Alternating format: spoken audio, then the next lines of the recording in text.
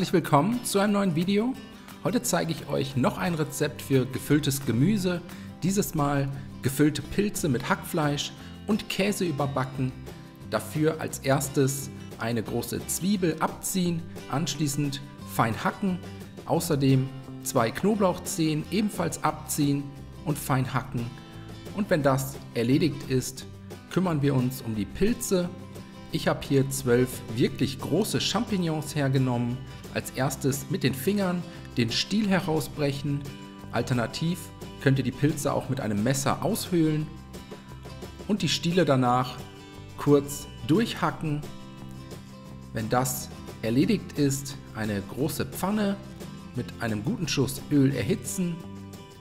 Dann kommen Zwiebeln, Knoblauch und die gehackten Pilzstiele dazu. Alles unter gelegentlichem Wenden bei mittlerer Hitze für 3 bis 4 Minuten anbraten. Mit einer guten Prise Salz und Pfeffer würzen.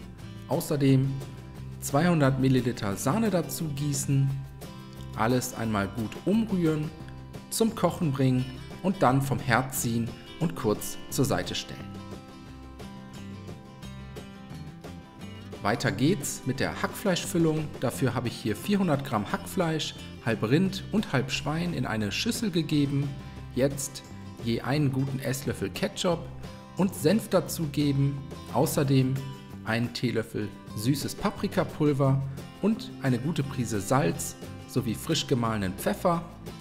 Das Ganze kurz umrühren, bis sich alle Zutaten gleichmäßig verteilt haben. Und jetzt können wir die Champignons mit der Hackmasse füllen, je einen guten Esslöffel der Hackfleischmasse in die Pilze geben, bis die gesamte Hackmasse aufgebraucht ist und alle Pilze gut gefüllt sind. Als nächstes die Sahne-Zwiebelmischung in eine große Auflaufform gießen, gleichmäßig darin verteilen. Dann kommen die gefüllten Champignons dazu, nebeneinander in die Auflaufform setzen und zum Schluss jeden Pilz mit etwas geriebenem Käse belegen. Und so geht das Ganze dann in den vorgeheizten Backofen bei 200 Grad Umluft bzw. 220 Grad Ober-Unterhitze für etwa 15 bis 20 Minuten, bis die Hackfüllung gar ist und der Käse eine schöne goldbraune Farbe angenommen hat.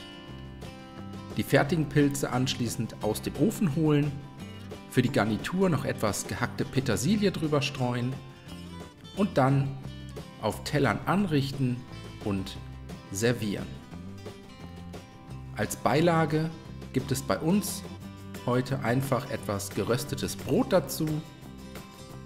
Danach wünsche ich euch einen guten Appetit. Ich hoffe, euch hat das Video gefallen. Viel Spaß beim Nachkochen. Bis zum nächsten Mal.